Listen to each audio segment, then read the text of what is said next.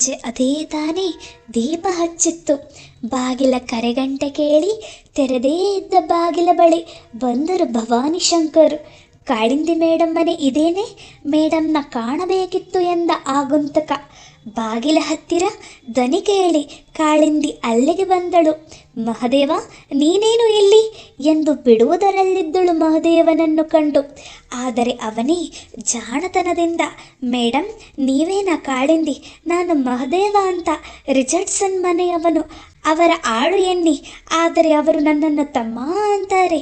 ಈಗ ಅವರಿಗೆ ಹುಷಾರಿಲ್ಲ, ನೀವು ಬಂದಿದ್ದರೆ ಚೆನ್ನಾಗಿತ್ತು ಎಂದು ಬೇಡಿದ ದನಿಯಲ್ಲಿ ನುಡಿದ. ಅವರಿಗೆ ಮೈ ಚೆನ್ನಾಗಿಲ್ಲದಿದ್ದರೆ ನಾನೇಕೆ ಬರಬೇಕು? ಬೆಳಿಗ್ಗೆ ಮಂಗಳೂರಿನಿಂದ ಬಂದಾಗಿನಿಂದ ಕೆಂಡಾಮಂಡಲ ಜ್ವರ. ಡಾಕ್ಟರ್ ನಿಮ್ಮನ್ನ ಬರ ಹೇಳಿದ್ರು. ಯಾವ ಡಾಕ್ಟರ್? ಅವರಿಗೆ ನಾನು ಹೇಗಯ್ಯ ಗೊತ್ತು? University doctor. ಸರ್ನ ನೋಡಿಕೊಳ್ಳಲು ಯಾರಾದರೂ ಇದ್ದರೆ ಚೆನ್ನಾಗಿತ್ತು ಅಂದರು. ನಿಮ್ಮ ಹೆಸರನ್ನು ಸರ್ ಮುಂಚೆ ಒಂದೆರಡು ಸಾರಿ ಹೇಳಿದ್ದು ಜ್ಞಾಪಕ ಬಂದು ನಿಮ್ಮ ಹೆಸರು ಹೇಳಿಬಿಟ್ಟೆ, ಕರ್ಕೊಂಡು ಬಾ ಅಂದರು. ಸುಳ್ಳು, ನನ್ನ ಅಡ್ರೆಸ್ ಆದರೂ ನಿನಗೆಲ್ಲಿ ಗೊತ್ತು? ಕೋಪಗೊಂಡು ಕೇಳಿದಳು. ಬರಬೇಕು ಅಂತ ಆದಮೇಲೆ ಪತ್ತೆ ಹಚ್ಚೋದು ಕಷ್ಟನಾ? ನಿಮಗೆ ತಿಳಿಸಿಬಿಡೋಣ ಅಂತ ಬಂದೆ. ಆಯಿತು ಸರಿ ಬರ್ತೀನಿ ಎಂದು ಸಪ್ಪೆ ಮೋರೆಯಿಂದ ಹಿಂತಿರುಗಿದ. ಅವರ ಸಂಭಾಷಣೆ ಕೇಳುತ್ತಾ ಅಲ್ಲೇ ಇದ್ದ ಭವಾನಿ ಶಂಕರ್, ನೋಡಪ್ಪ ಅವರ ಅಡ್ರೆಸ್ ಕೊಟ್ಟು ಹೋಗು ಎಂದರು. ಮೇಡಮ್ಗೆ ಮನೆ ಗೊತ್ತು ಎಂದು ಹೇಳ ಹೊರಟವನು ಎಚ್ಚೆತ್ತು ಅಡ್ರೆಸ್ ಬರೆದುಕೊಟ್ಟು ನಮಸ್ಕರಿಸಿ ಹೊರಟು ಹೋದ. ಅವನತ್ತ ಹೋದ ನಂತರ ಕಾಳಿಂದಿಯ ಕಡೆಗೆ ತಿರುಗಿ ಸಿದ್ಧವಾಗು ಮಗು ಎಂದರು ಭವಾನಿ ಶಂಕರ್. ಅಣ್ಣ, ಈ ಹೊತ್ತಿನಲ್ಲಿ ಅನುಮಾನಿಸಿದಳು. ನಾನೂ ಬರ್ತೀನಿ. ಅಸಹಾಯಕವಾಗಿ ಮಲಗಿರೋ ವ್ಯಕ್ತಿನ ನೋಡೋಕೆ ಹಿಂದು ಮುಂದೆ ನೋಡಬಾರದು. ಕಾಳಿಂದಿ ಸಿದ್ಧವಾಗಿ ಬಂದಳು. ಮಗುನು ನಾನು ಸ್ವಲ್ಪ ಹೊರಗಡೆ ಹೋಗಿ ಬರ್ತೀವಿ ಎಂದರು ಹೆಂಡತಿಗೆ. ಬಾಗಿಲ ಹೊರಗೆ ಹೆಜ್ಜೆ ಇಟ್ಟವರು. ಹೆದರಿಕೆಯಾದರೆ ಯಾರನ್ನಾದರೂ ಕರೆದು ಕೂರಿಸ್ಕೊಂಡಿರು ಎಂದರು. ಮತ್ತೆ ಬಾಗಿಲಿಗೆ ಬಂದಿದ್ದ ರಾಜೇಶ್ವರಿ ಗಟ್ಟಿಯಾಗಿ ನಕ್ಕರು. ಆತನಿಗೂ ನಗು ಬಂದಿತು. ಹೆದರಿಕೆ ಪ್ರಶ್ನೆ ಬಂದಾಗ ಆತನೇ ಹೆಚ್ಚು ಪುಕ್ಕಲು. ರಾಜೇಶ್ವರಿಯೇ ಸರಿ, ರಾತ್ರಿಯಲ್ಲಾದರೂ ಬಾಗಿಲು ತೆಗೆದು ಕಾಂಪೌಂಡೆಲ್ಲ ಠಳಾಯಿಸಿ ಬಂದು, ಏನು ಪುಕ್ಕಲಪ್ಪ ನೀವು, ನಾಯಿ ತರಗೆಲೆ ಕೆದಕಿದರೆ ಇಲ್ಲಿ ನಡುಗ್ತಿರಲ್ಲ ಎಂದು ಗೋಲಿ ಮಾಡುವವರು ಈಗ ಧೈರ್ಯ ಹೇಳುತ್ತಿದ್ದಾರೆ. ಪೊಕ್ಕಲ ಗಂಡ ಧೈರ್ಯದ ಪತ್ನಿಗೆ.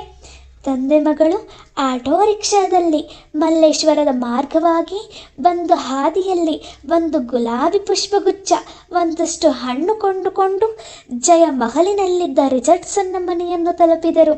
ಇವರನ್ನು ಕಂಡು ಮಹದೇವನಿಗೆ ಬಹಳ ಸಂತೋಷವಾಯಿತು. ಗಡಿಬಿಡಿಯಾಗಿ ಬಂದು ರುಚಿಯ ಹಾಸಿಗೆಯ ಬಳಿಗೆ ಕರೆದೊಯ್ದ. ಭವಾನಿ ಶಂಕರ್ ಹಾಸಿಗೆಯಲ್ಲಿ ಹಾಸಿಗೆಯುದ್ದಕ್ಕೂ ಕಣ್ಣು ಮುಚ್ಚಿ ಮಲಗಿರುವ ರುಚಿಯನ್ನು ಕಂಡರು. ಎಷ್ಟು ಭವ್ಯವಾಗಿದ್ದಾನೆ ಹುಡುಗ ಎಂದು ಉದ್ಘರಿಸಿಕೊಂಡರು. ಕಾಳಿಂದಿಯ ಭುಜದ ಮೇಲೆ ಕೈಯಿಟ್ಟು ಮೆಲ್ಲಗೆ ಅದುಮಿ ದುಃಖಿಸುವಂತಹದ್ದು ಏನೂ ಆಗಿಲ್ಲ ಎಂದು ಆಶ್ವಾಸನೆ ನೀಡಿದರು. ಕಾಳಿಂದಿ ನೀಡಿದ ಹೂಗುಚ್ಛ ಹಣ್ಣುಗಳನ್ನು ಪಡೆಯುತ್ತ ಮಹಾದೇವ, ಈಗ ಡಾಕ್ಟರ್ ಮತ್ತೊಮ್ಮೆ ಬಂದು ಇಂಜೆಕ್ಷನ್ ಕೊಟ್ಟು ಹೋಗಿದ್ದಾರೆ. ಮೈ ಮೇಲೆ ಪ್ರಜ್ಞೆಯೇ ಇಲ್ಲದಷ್ಟು ಜ್ವರ ಸರ್ ಎಂದನು. ನಾನು ಒಂದು ಗಳಿಗೆ ಹೊರಗಡೆ ಕೂರ್ತೇನೆ, ನನಗೊಂದು ಲೋಟ ನೀರು ತಂದು ಕೊಡಪ್ಪ ಎಂದು ವರಾಂಡಕ್ಕೆ ನಡೆದರು ಆತ. ಅವರ ಆ ನಡೆ ಮಹದೇವನಿಗೂ ಅರ್ಥವಾಗಿ ನೀರು ತಂದುಕೊಟ್ಟು ಅವನೂ ಅಲ್ಲೇ ಅವರೊಂದಿಗೆ ನಿಂತ. ಕಾಳಿಂದಿ ಒಬ್ಬಳೇ ರುಚಿಯ ಬಳಿ ಉಳಿಯುವಂತೆ ಅನುವು ಮಾಡಿದ್ದರು. ದುಗುಡದಿಂದ ರುಚಿಯ ಹಣೆ ಕೊತ್ತಿಗೆಗಳನ್ನು ಮುಟ್ಟಿದಳು. ಬಹಳವಾಗಿಯೇ ಸುಡುತ್ತಿತ್ತು. ಏನೂ ಮಾಡಲಾರದೆ ಸುಮ್ಮನೇ ಕುಳಿತಳು. ತನ್ನನ್ನು ಕೆಣಕುತ್ತಿದ್ದ, ಅಧೀರ ಮಾಡುತ್ತಿದ್ದ ಆ ನೀಲಿ ಕಂಗಳು ಗುಲಾಬಿಯ ಪಕಳೆಗಳಂತಹ ಕೆಲವು ರೆಪ್ಪೆಗಳಡಿಯಲ್ಲಿ ವಿಶ್ರಮಿಸುತ್ತಿದ್ದವು. ಅವನ್ನೇ ನೋಡುತ್ತಾ ನಿರಸವಾಗಿ ಕುಳಿತಿದ್ದಳು. ಅರ್ಧ ಗಂಟೆ ಕಳೆದು ಭವಾನಿ ಶಂಕರ್ ಒಳಗೆ ಬಂದರು. ಮಗು, ನಾನಿನ್ನು ಹೊರಡ್ತೇನೆ. ರಾಜೇಶ್ವರಿ ಕಾಯ್ತಾ ಇರ್ತಾಳೆ. ನೀನು ಈ ರಾತ್ರಿ ಇದ್ದು ಬೆಳಗ್ಗೆ ಬಾ, ತೀರ್ಮಾನವೇ ಹೇಳಿದರು. ಅಣ್ಣ, ನಾನು ಇಲ್ಲಿ ಅನುಮಾನಿಸಿ ಕೇಳಿದಳು. ಈಗ ಕೊಟ್ಟಿರೋ ಔಷಧಿ ನಿದ್ದೆಗೂ ಅಂತೆ. ತಡವಾಗಿ ಎಚ್ಚರವಾಗಬಹುದು, ಏನೂ ಭಯವಿಲ್ಲ, ನಾಳೆ ಸರಿ ಹೋಗಬಹುದು ಎಂದಿದ್ದಾರಂತೆ. ನೀನಿದ್ದು ನೋಡಿಕೊಂಡು ಬಾ ಎಂದು ಅವಳ ಮಾರುತ್ತರಕ್ಕೂ ಕಾಯದೆ ಬರ್ದಿನಯ್ಯ ಮಹದೇವ ಎಂದು ಹೊರಟರು. ಮಹದೇವ ಅಷ್ಟು ದೂರ ಜೊತೆಗೆ ಬಂದು ಬೀಳ್ಕೊಟ್ಟ. ಭವಾನಿ ಶಂಕರ್ ಮನೆಗೆ ಒಬ್ಬರೇ ಹಿಂತಿರುಗಿದಾಗ ರಾಜೇಶ್ವರಿ ಗಾಬರಿಗೊಂಡರು. ಮಗು ಎಲ್ಲಿ ತಳಮಳಿಸಿ ಕೇಳಿದರು. ಅಲ್ಲೇ ಇರ್ತಾಳೆ ಈ ರಾತ್ರಿ. ಸೂಕ್ಷ್ಮವಾಗಿ ನಡೆದ ಸಂಗತಿ ತಿಳಿಸಿ ಆತನಿಗಿನ್ನೂ ಎಚ್ಚರ ಬಂದಿಲ್ಲ, ಎಚ್ಚರ ಬಂದ್ಮೇಲೆ ಬರ್ತಾಳೆ ಎಂದರು. ಇದು ಅತಿಯಾಯಿತು. ಅವನು ಯಾರೋ ಏನೋ, ಈ ರಾತ್ರಿಲಿ ಅವನು ಯಾರೇ ಆಗಿರಲಿ ನಮ್ಮ ಮಗುಗೆ ಬೇಕಾದವನಾಗಿದ್ದಾನೆ. ಇದು ಸರಿಯಿಲ್ಲ ಅಂದರೆ ಅವಳು ಒಂದು ವೇಳೆ ಅವನನ್ನ. ರಾಜೇಶ್ವರಿ ಮುಸುಮುಸು ಆಡುತ್ತಾ ಮುಂದೆ ಮಾತನಾಡಲಾರದಾದಳು. ಪ್ರೀತಿಸಿ ಮದುವೆ ಮಾಡ್ಕೋತೀನಿ ಅಂದರೆ ನಿನ್ನ ಮನಸ್ಸು ಒಪ್ಪಲ್ಲ ಅಷ್ಟೇ ತಾನೆ? ಆಕೆ ಸುಮ್ಮನೇ ತಲೆ ಆಡಿಸಿದರು, ಕಣ್ಣು ಒರೆಸಿಕೊಳ್ಳುತ್ತಾ.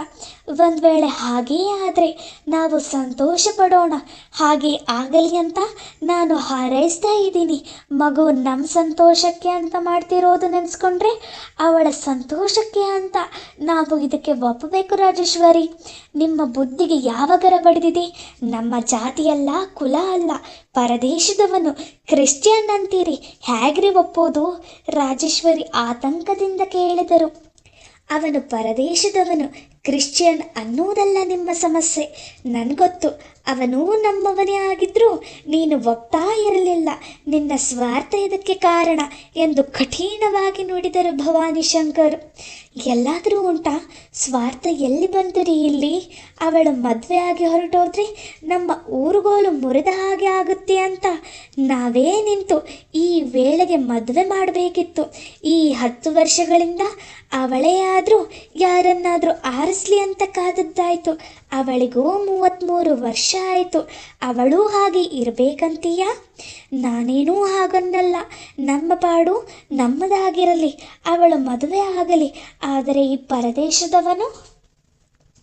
ನನಗೂ ಆ ದುಗುಡ ಇದೆ. ನಮ್ಮದು ಎಲ್ಲರ ಮನೆ ಪರಿಸ್ಥಿತಿ ಥರನೇ ಆಗಿದ್ರೆ ನಾನು ಇಂತಹ ಸ್ನೇಹಕ್ಕೆ ಅಡ್ಡಗಾಲು ಹಾಕ್ತಿದ್ದೆ, ಬೇಡ ಅಂತ ಎಗರಾಡ್ತಿದ್ದೆ. ಆದರೆ ನಮ್ಮ ಮನೆ ಸಂದರ್ಭ ಬೇರೆ, ಅದನ್ನು ನೀನು ಅರ್ಥ ಮಾಡ್ಕೋಬೇಕು. ಅವಳು ಮದುವೆನೇ ಬೇಡ ಎಂದಿದ್ದಳು, ನೆನಪಿದೆಯಾ? ಅದೇ ನನ್ನನ್ನು ಕೊರಿತಾ ಇತ್ತು. ಅವಳು ನಮ್ಮಿಂದಾಗಿಯೇ ಆ ತೀರ್ಮಾನ ಮಾಡಿದ್ದಾಳೆ ಅನ್ನೋ ನೋವು ನನ್ನದು. ಮೊನ್ನೆ ಈತನನ್ನು ಕಂಡ್ರೆ ಒಂಥರ ಆಗುತ್ತೆ ಅಂದ್ಲು. ಈ 6 ತಿಂಗಳಲ್ಲಿ ಅವಳ ಗೆಲುವು, ನಲಿವು, ನಿಟ್ಟುಸಿರು ಎಲ್ಲ ಕಂಡಾಗ ನಾವು ಅವಳಿಗೆ ಸಹಾಯಕವಾಗಬೇಕು ಅಂತ ನಿರ್ಧರಿಸಿದೆ. ಅದು ಸರಿನೇ ಅನ್ನಿ. ಆದರೂ ಇವನೆಂಥವನೋ ಏನೋ, ರಾತ್ರಿ ಬಿಟ್ಟು ಬಂದಿದ್ದೀರಿ. ಅವಳೇನೂ ತಪ್ಪು ಹೆಜ್ಜೆ ಇಟ್ಟು ಅನರ್ಥ ಮಾಡಿಕೊಳ್ಳಷ್ಟು ಅಪ್ರಬುದ್ಧಳಲ್ಲ, ಹೆಡ್ಡಳೂ ಅಲ್ಲ. ಮಿಗಿಲಾಗಿ ಅವಳ ಮನಸ್ಸಿಗೆ ಹಿಡಿಸಿದೆ. ಅವನು ಪರಾವಲಂಬಿಯಾಗಿ ಮಲಗಿರುವಾಗ ಯಾವ ಪ್ರಮಾದ ಸಂಭವಿಸೋಕೆ ಸಾಧ್ಯ ಹೇಳು? ಅವಳ ಮನಸ್ಸಿನ ತಾಕಲಾಟಕ್ಕೆ ಒಂದು ಸರಿಯಾದ ಪರೀಕ್ಷಾ ಸಂದರ್ಭ ಇದು ಅಂತಲೇ ಬಿಟ್ಟು ಬಂದೆ. ನಡಿ, ಊಟ ಬಡಿಸು, ಎಲ್ಲ ಒಳ್ಳೆಯದೇ ಆಗುತ್ತೆ ಎಂದು ಬಟ್ಟೆ ಬದಲಿಸಿ ಕೈ ಕಾಲು ತೊಳೆಯಲು ಹೋದರು. ಊಟದ ತಟ್ಟೆಯ ಮುಂದೆ ಕುಳಿತುಕೊಳ್ಳುತ್ತಾ, ಈ ಪರೀಕ್ಷಾ ಘಟ್ಟದಲ್ಲಿ ಅವರಿಬ್ಬರು ಒಬ್ಬರಿಗೊಬ್ಬರು ಹತ್ತಿರ ಬರಲಿಲ್ಲ ಅಂದರೆ ನಮಗೆ ಸಂತೋಷವೇ, ಹತ್ತಿರ ಬಂದರೂ ಸಂತೋಷ ಪಡಲು ಮನಸ್ಸು ಸಿದ್ಧ ಮಾಡಿಕೊ ಎಂದರು. ರಾಜೇಶ್ವರಿ ಮುಂದೆ ಮಾತನಾಡಲಿಲ್ಲ. ಆತನ ಮಾತುಗಳಲ್ಲಿ ಸತ್ಯವಿತ್ತು. ಎಂತಹ ಅಪರಂಜಿ ಹುಡುಗಿ ಕಾಳಿಂದಿ! ಅವಳು ತಮ್ಮ ಮಗಳಾದದ್ದು ತಮ್ಮ ಪುಣ್ಯ. ತಮಗಾಗಿ ತನ್ನ ಜೀವನವನ್ನೇ ಮುಡುಪಾಗಿಟ್ಟಿದ್ದಾಳೆ. ಆದರೂ ತಾವೊಮ್ಮೆ ಅವಳಿಗೆ ತಿಳಿಯ ಹೇಳಬಹುದಲ್ಲವೇ? ಆರಿಸಿಕೊಳ್ಳುವಂತಿದ್ದರೆ ನಮ್ಮವರನ್ನೇ ಆರಿಸಿಕೊ ಎಂದು. ಅವಳು ಮದುವೆಯಾದರೆ ತಮಗೆ ಅಸಂತೋಷವೇ? ಖಂಡಿತ ಇಲ್ಲ. ಈ ಯೋಚನೆ ಅವರ ಮುದುರಿದ ಮನಕ್ಕೆ ಆಶಾಕಿರಣವಾಯಿತು. ಭವಾನಿ ಶಂಕರರು ಕಾಳಿಂದಿಯನ್ನು ಕುರಿತೇ ಆಲೋಚಿಸುತ್ತಿದ್ದರು. ಅವಳು ಈ ದಿನ ಆತ ಎದುರಿಗೆ ಬಂದರೆ ನನ್ನ ಚೈತನ್ಯವೇ ಉಡುಗೆ ಹೋಗುತ್ತೆ, ಬಹಳ ಸೋತು ಹೋಗಿಬಿಡ್ತೇನೆ ಅಣ್ಣ ಎಂದು ಹೇಳಿದಾಗಲೇ ಅವಳ ಸ್ಥಿರ ಮನಸ್ಸನ್ನು ಚಂಚಲಗೊಳಿಸುವ ಒಬ್ಬ ವ್ಯಕ್ತಿ ಎದುರಾಗಿದ್ದಾನೆ ಎಂಬ ಅರಿವಾಗಿತ್ತು ತಮಗೆ. ಹಾಗಾಗಬಾರದಿತ್ತು. ಅವನು ಒಬ್ಬ ಭಾರತೀಯ ಹಿಂದುವಾಗಬಾರದಿತ್ತೇ ಎಂದು ಅನಿಸಿತ್ತು. ಆದರೆ ಆಗಿದೆ. ದೈವದ ಅಗೋಚರ ಸಂಕಲ್ಪ ಏನಿದೆಯೋ ತಮ್ಮ ಬಾಳಿನಲ್ಲಿ ಆಗಬಾರದುದೇ ಆಗುತ್ತಾ ಬಂದಿದೆ. ತಮ್ಮ ಕೈಮೀರಿ ತಮ್ಮ ಪ್ರಮೇಯವೇ ಇಲ್ಲದೆ ಘಟನೆಗಳು ನಡೆದು ಹೋಗುವೆ. ಅದಕ್ಕೆ ಎದುರಾಗಿ ಈಜಲಾಗದ ಅಸಹಾಯಕತೆ ನಮ್ಮದು ಎಂದು ಪ್ರವಾಹದ ದಿಕ್ಕಿನಲ್ಲೇ ಪ್ರವಾಹದೊಂದಿಗೆ ಕೊಚ್ಚಿ ಹೋಗಲು ಅಭ್ಯಾಸ ಮಾಡಿಕೊಂಡಿದ್ದಾರೆ. ಮಾನಸಿಕ ಧೈರ್ಯವಿದ್ದಾಗಲೇ, ತನುವಿನಲ್ಲಿ ಕಸುವಿದ್ದಾಗಲೇ ಪ್ರವಾಹಕ್ಕೆ ಎದುರಾಗಿ ಹೋಗಲಾರದ ತಾವು ಈ ಕಾಯ ಕೃಷಿಸಿ ಮನಸ್ಸು ನಿಶ್ಚೇಷ್ಟವಾಗುತ್ತಿರುವಾಗ ಏನು ತಾನೇ ಮಾಡಬಲ್ಲರು? ಅವರ ಈಗಿನ ಬದುಕಿನ ಆಸಕ್ತಿಯೆಲ್ಲ ಕಾಳಿಂದಿಯ ಬದುಕು. ಭವಿಷ್ಯಕ್ಕೋಸ್ಕರ ಅವಳಿಗೆ ಒಳಿತಾಗಲಿ ಎಂಬುವುದೇ ಅವರ ಹಾರೈಕೆ. ಭವಾನಿ ಶಂಕರರನ್ನು ಕಳುಹಿಸಿಕೊಟ್ಟು ಮಹದೇವ ಒಳಬಂದಾಗ ಕಾಳಿಂದಿ ರುಚಿಯ ತಲೆಯ ಬಳಿಯ ಕುರ್ಚಿಯಲ್ಲೇ ಕುಳಿತು ಇದ್ದಳು. ಮೇಡಮ್, ಊಟ ಮಾಡಿ ಬಂದಿದ್ದೀರಾ? ಏನಾದರೂ ತಿಂತೀರಾ? ಅವನ ಪ್ರಶ್ನೆಗೆ ಉತ್ತರಿಸಿದೆ. ನಿಜ ಹೇಳು ಮಹದೇವ, ನನ್ನನ್ನು ಬಂದು ಕರೆದದ್ದೇಕೆ ಎಂದು ಕೇಳಿದಳು. ಸರ್ ತುಂಬ ಒಳ್ಳೆಯವರು ಮೇಡಮ್. ನನ್ನನ್ನು ಬಿಟ್ಟರೆ ಇಲ್ಲಿ ಅವರಿಗೆ ಬೇರೆ ಯಾರೂ ಇಲ್ಲ. ಅವರು ನರಳ್ತಾ ಇದ್ದರೆ ನನಗೆ ಸಂಕಟವಾಯಿತು. ಕೈಕಾಲೇ ಆಡಲಿಲ್ಲ. ಹಿಂದೆ ಒಂದು ದಿನ ನೀವು ಬಂದಿದ್ದನ್ನು ಜ್ಞಾಪಿಸಿಕೊಂಡೆ. ಆಮೇಲೆ ಸರ್ ಒಂದೆರಡು ಬಾರಿ ನಿಮ್ಮ ಬಗ್ಗೆ ಏನಾದರೂ ಹೇಳೋರು. ಅದರಿಂದ ನೀವು ಅವರಿಗೆ ಹತ್ತಿರದವರಿರಬಹುದೆಂದು ಊಹಿಸಿ ನಾನಾಗೇ ಬಂದೆ. ತೊಂದರೆ ಕೊಟ್ಟೆನೇನೋ, ಕ್ಷಮಿಸಿ ಮೇಡಮ್ ಎಂದ ಮೆಲ್ಲಗೆ. ತೊಂದರೆ ಇಲ್ಲ, ತುಂಬ ಉಪಕಾರ ಮಾಡಿದ ಮಹದೇವ ಎಂದಳು. ಅವನಿಗೆ ತನ್ನ ಒಡೆಯನ ಬಗೆಗಿರುವ ಕಳಕಳಿಗೆ ಅವಳಿಗೆ ಹೃದಯ ಒತ್ತರಿಸಿ ಬಂದು ಕಣ್ಣು ತೇವವಾಯಿತು. ರುಚಿಯ ಹಣೆಯ ಮೇಲೆ, ಕುತ್ತಿಗೆಯ ಮೇಲೆ ಕೈಯಿಟ್ಟು ನೋಡಿದಳು. ಮೈ ಹೇಗೆ ಸುಡ್ತಿದೆ? ಒದ್ದೆ ಬಟ್ಟೆ, ಐಸ್. ಏನೂ ಹೇಳಲಿಲ್ಲವೇ ಡಾಕ್ಟರ್? ಇಲ್ಲ, ಬೇಡ ಅಂದರು.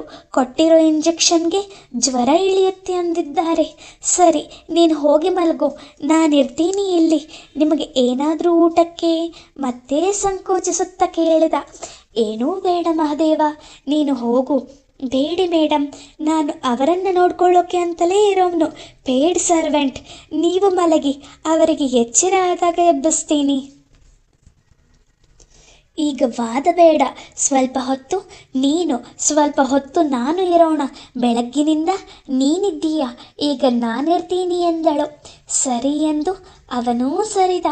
ಕಾಳಿಂದಿ ತೃಪ್ತಿಯಾಗಿ ರುಚಿಯನ್ನು ನೋಡುತ್ತಾ ಕುಳಿತಳು. ಅವನಿಗೆ ತಿಳಿಯದಂತೆ ಅವನನ್ನು ನೋಡಲೇ ನಡ್ಡಿ. ನೋಡುವಷ್ಟರಲ್ಲಿ ತೃಪ್ತಿಗೊಳ್ಳಬೇಕಾದದ್ದು ತನ್ನ ಲಭ್ಯ. ಅದಕ್ಕಿಂತ ಹೆಚ್ಚು ಬಯಸುವುದು ಪಾಪವೇ. ಏಕೆ ಬಂದಿರಿ ಇಲ್ಲಿಗೆ ರುಚಿ? ಯಾವ ಜನ್ಮದ ಮೈತ್ರಿ ನಿಮ್ಮನ್ನು ಇಲ್ಲಿಗೆ ಎಳೆದು ತಂದಿತು? ಕುವೆಂಪು ಅವರ ಯಾವ ಜನ್ಮದ ಮೈತ್ರಿ ಈ ಜನ್ಮದಲ್ಲಿ ಬಂದು ನಮ್ಮಿಬ್ಬರನ್ನು ಮತ್ತೆ ಬಂಧಿಸುವುದೋ ಕಾಣೆ ಎಂದು ಮನದಲ್ಲೇ ಗುನುಗುನುಗಿದಳು. ಪರದೇಶದವರೇಕೆ ಆದಿರಿ? ಭಾರತೀಯರಾಗಬಾರದಿತ್ತೇ ನೀವು? ಗಂಟೆ 12 ಆಯಿತು. ಅವಳಿಗೇನೋ ಕಣ್ಣೆವೆ ಎಳೆಯಲಿಲ್ಲ. ಗಂಟೆ 3 ಆಗುತ್ತಿದ್ದಂತೆ ರಿಚರ್ಡ್ಸನ್ ಸ್ವಲ್ಪ ಅಲುಗಾಡಿದ. ಕೈಗಳನ್ನು ಅಕ್ಕಪಕ್ಕ ಸರಿಸಿಕೊಂಡ. ಕಣ್ಣು ಮಾತ್ರ ತೆರೆಯಲಿಲ್ಲ. ಅವನು ಚೆನ್ನಾಗಿ ಬೆವರುತ್ತಿದ್ದಂತೆ ಕಂಡಿತು. ಕೈ ಚೌಕ ತೆಗೆದು ಅವನ ಹಣೆಯ ಕುತ್ತಿಗೆಯ ಬೆವರನ್ನೆಲ್ಲ ಒರೆಸಿದಳು.